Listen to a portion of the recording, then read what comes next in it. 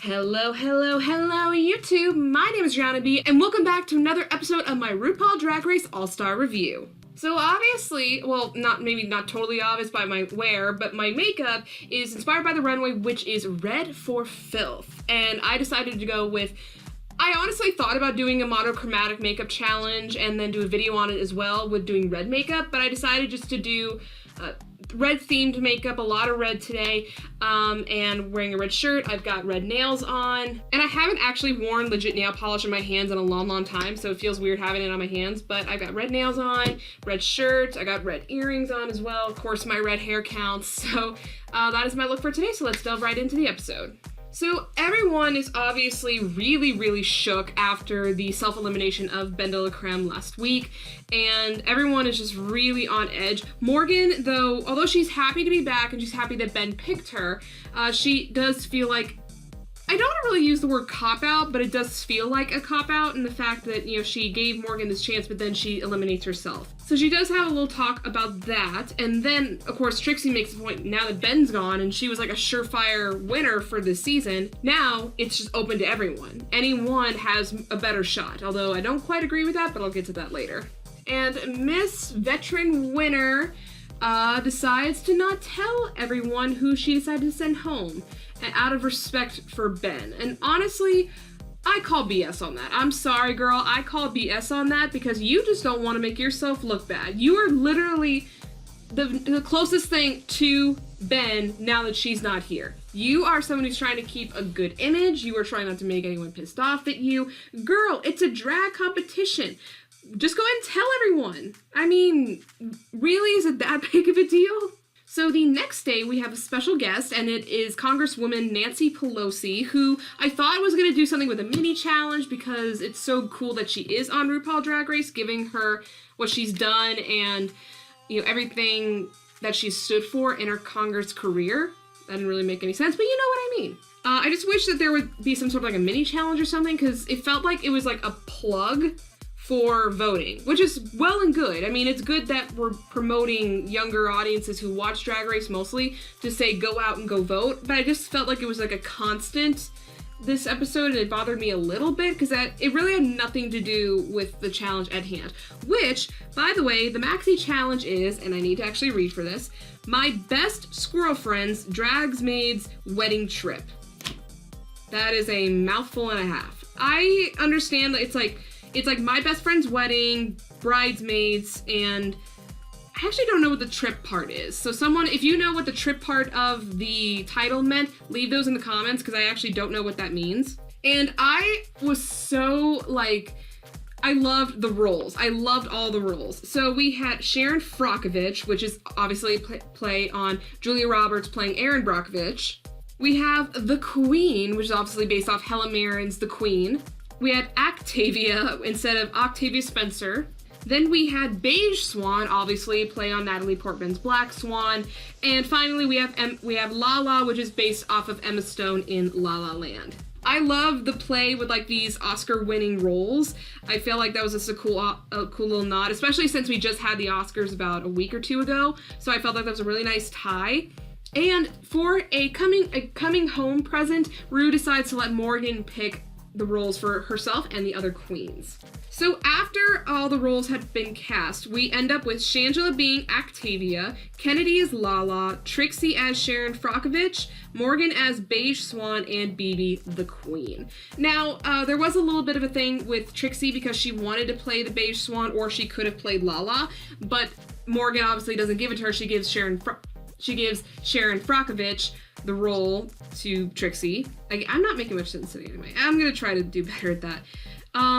So I did feel like that was a little bit of a, I don't know if Morgan really understood what she was doing there. And obviously we all knew that BB was gonna be the queen. Everyone, if anyone had any doubts that BB was gonna be the queen, then you do not watch Drag Race closely enough. So, I mean, we really just go right into rehearsals for the actual trailer, and I'm gonna go, I have it like in a list form, so I'm gonna go ahead and go through it. Shangela. I did think Shangela was very good. She knew her lines, she delivered them very well, and I liked her look.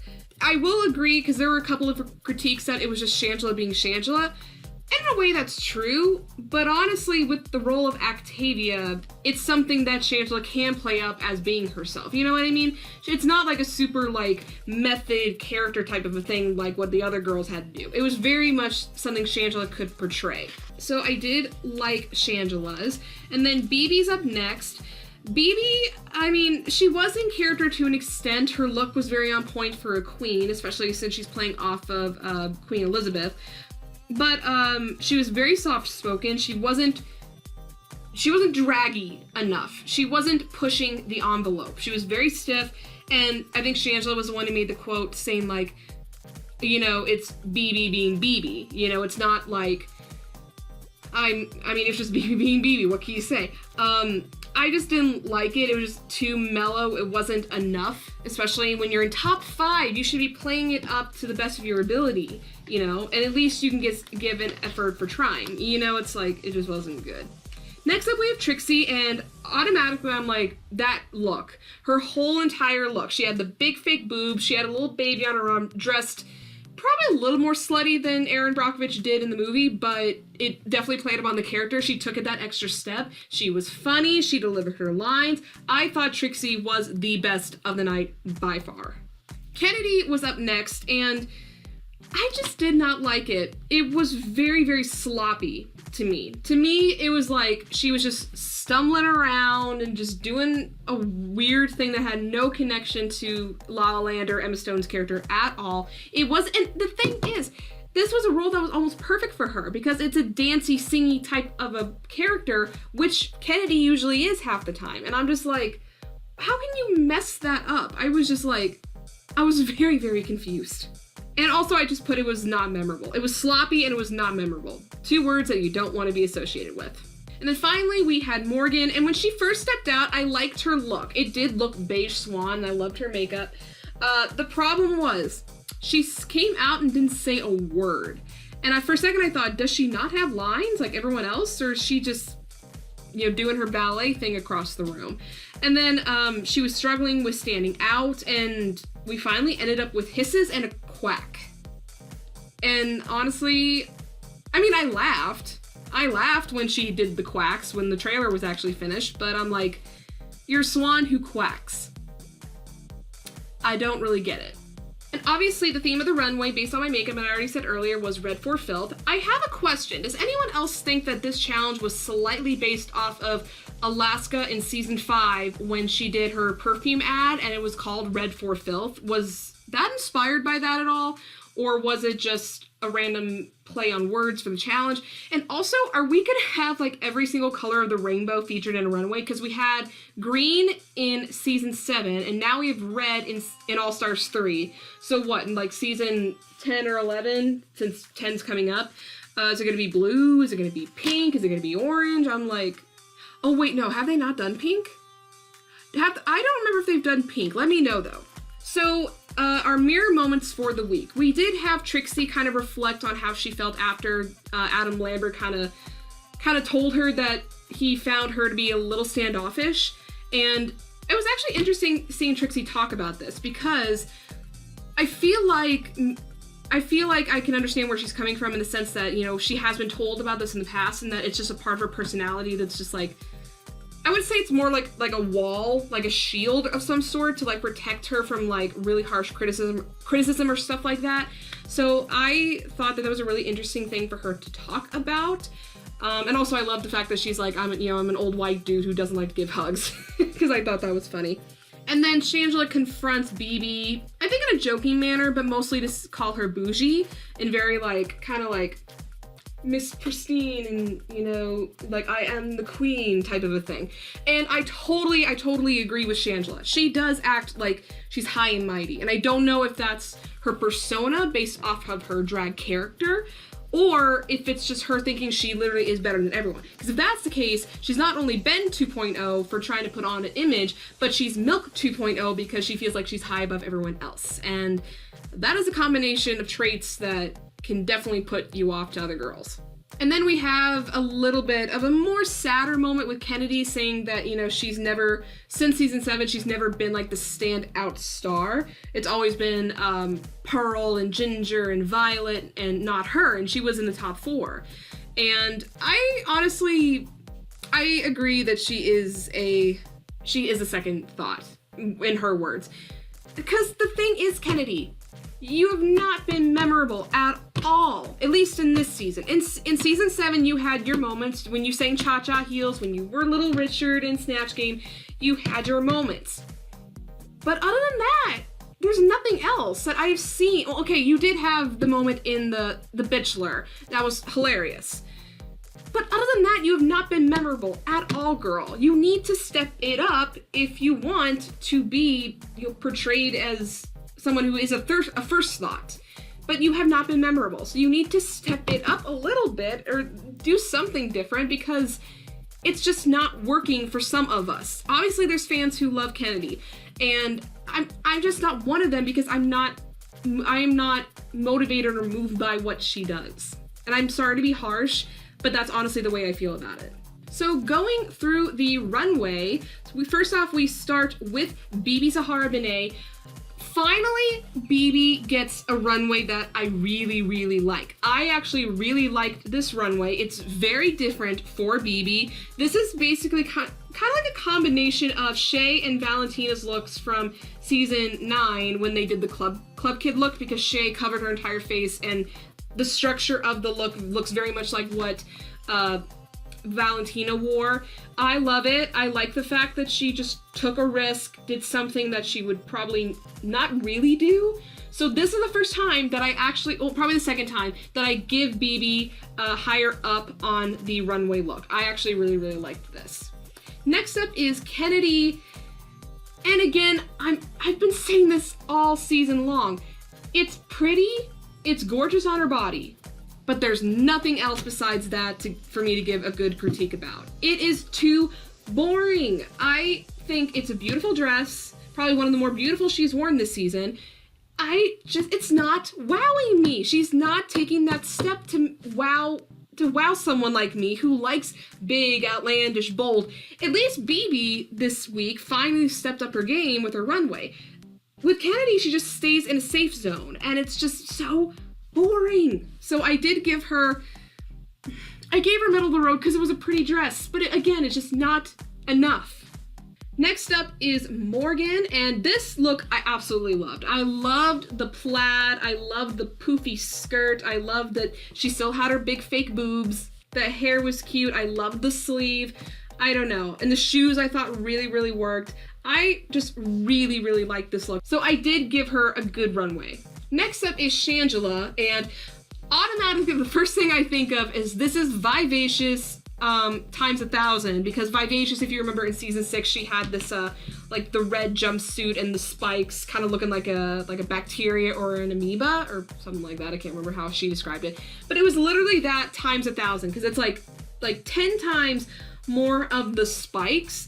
I mean, it is cool that it did inflate as she walked down the runway, but the problem is there's no shape. She just looks like a mess of spikes, and it's a wow moment, I'll give her that, but it's not a wow moment that looks flattering. And the only thing I can say that I like about the look is that I loved her face and her hair. That's basically all I liked about it.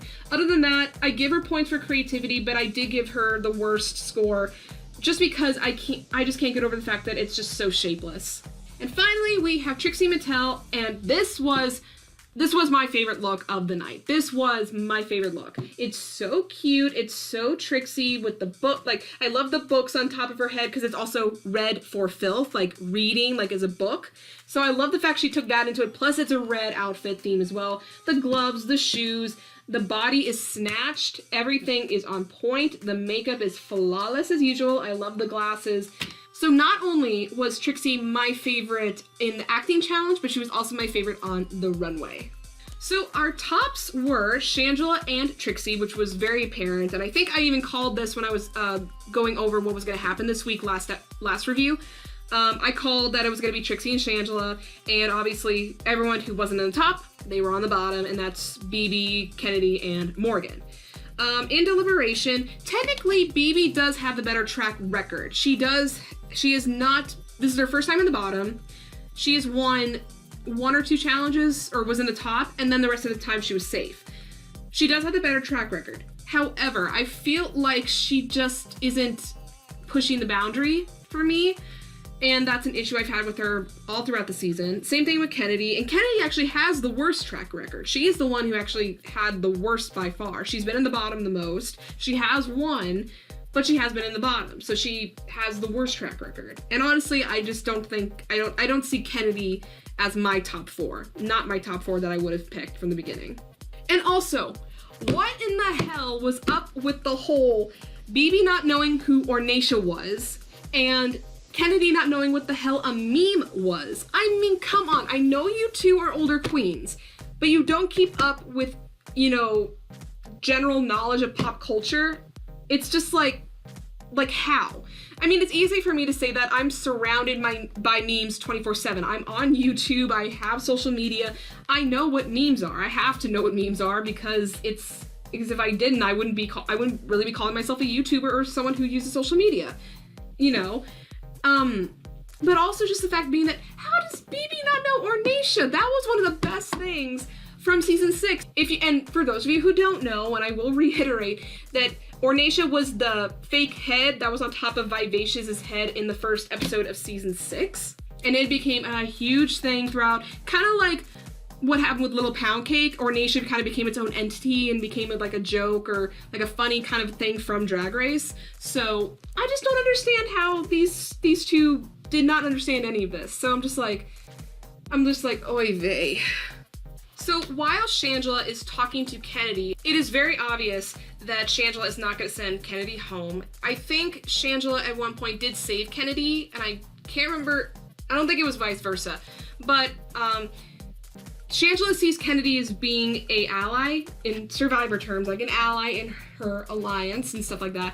So it's obvious that if Shangela wins, that she is going to choose Morgan or BB. When thinking about that, you know automatically she's going to pick Morgan, because I feel like Shangela knows that BB is someone she would want on her side rather than, having Morgan there. Although she does say that she understands Morgan and her position, because obviously Shangela's been there. She's been on RuPaul's Drag Race 3 times, including All Stars. So it's like, she understands the whole coming back scenario. So I think that's really all I have for my notes as of now. So let's go ahead and jump into my reaction to the lip sync and the elimination. Good evening, everybody. I'm so happy I was up in here. My name is Miss Valerie Valentine. Okay, I'm sorry, but Shangela, what is up with the dress?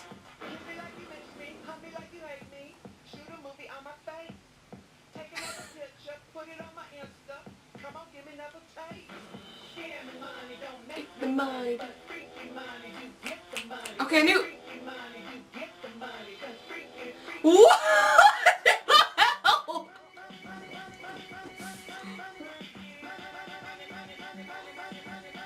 What is happening?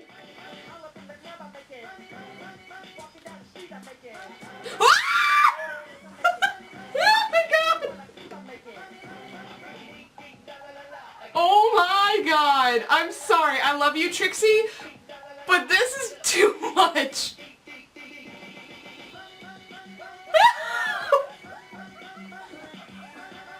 What?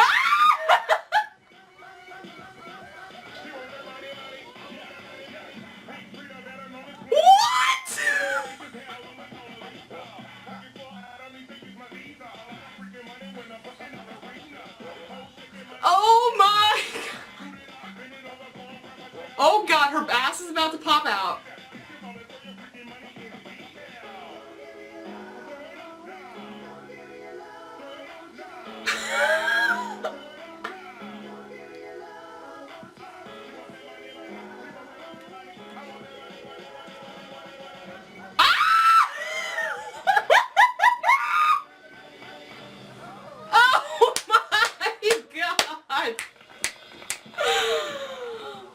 Oh my god.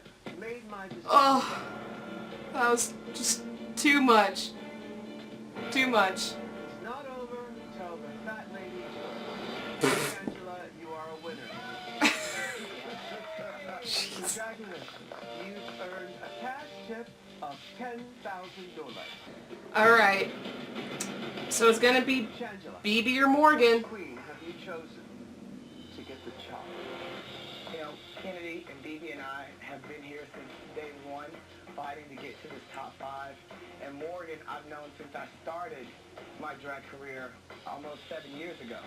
And any one of these 3 queens would be a fantastic all-star. But unfortunately, I have to send one home tonight. Not something I want to do, but it's part of what the gig is. The person Of course, she has to say that after the is my sister. Dela incident. Morgan. Oh no! So it shall be done. I saw that coming. I saw that coming! An all-star. So yes, Shangela wins with a very elaborate storyline with her being in a fat suit, which I did live for. It was fantastic. Second best lip sync after Aja and Ben in the first episode. It was great, and it was very obvious that Shangela was going to pick Morgan, and Morgan did get sent home. She did not break the curse of the returning player. Although technically Trixie broke that because she stayed for like, what, did she not stay for 2 episodes instead of 1? So, but now we have our top 4. We have BB Sahara Benet, Kennedy Davenport, Trixie Mattel, and Shangela Laquifa Wadley. So I will admit, not the top 4 that I was expecting. I for sure saw Trixie and Shangela there, that I knew, but I would replace Kennedy with either Aja or Milk, or I would just have the top 4 be Trixie, Shangela, Aja, and Milk. I don't think Kennedy deserves to be in the top 4. I think she's had too many fumbles, kind of like a Roxy Andrews situation. And then BB, I mean, I kind of understand why BB's there. She has played a fairly safe, but again, she's played a safe game. It's nothing like for me to be wowed by, you know, and that's the issue I have with BB. Although I did think she would make it further in the competition. So not my ideal top 4, but Trixie and Shangela are in the top 4, and I will be happy with either one of those 2 winning. Although I am forever Team Trixie, I will say that I will be happy if Shangela wins as well, because I do think Shangela is very, very talented. So, besides us finding out who will win All Stars 3 next week, we also have the challenge, which is writing, singing, and dancing, and whether it's going to be a dance number solely, or it's going to be some sort of a music video, that I'm not too entirely sure, but Ru did say that this is one of the most complicated shoots for a music themed thing that they've ever had in the entire history of RuPaul's Drag Race. So that'll be interesting to see. And then we have the past queens returning. And I think I remember going on a live review of Drag Race last night, and I was leaving messages in the chat, and someone did say that they thought that the queens returning was going to be more like a jury. And I have been hearing rumors that it's possibly going to be Ru's going to take into consideration the past queens and who they think deserves to win. And if that's the case, then Shangela's not going to win because they felt like she's played too much of a, you know, strategy-based Alliance Survivor style game, and that may not sit well with a lot of the other girls, especially since, like, for example, Thorgy is probably still really ticked off at Shangela, and there's other things as well. So if that's the case, I highly doubt that Shangela will win, but again, it's going to be a combination of fan votes, Ru's opinion, and maybe not the other queen's decision. So there's a lot going to be happening next week on the RuPaul Drag Race All Stars 3 finale. I am so excited to see how this all turns out. But until then, I will end this review right here. If you guys like it, please give it a thumbs up. Leave me comments down below. What did you think of this week's episode? And if you would like to see my new videos or videos I've already done, go ahead, hit subscribe, and hit the little bell icon so you can be notified when my videos come out. That's all I have for you guys today, and until the next video, bye! Mwah.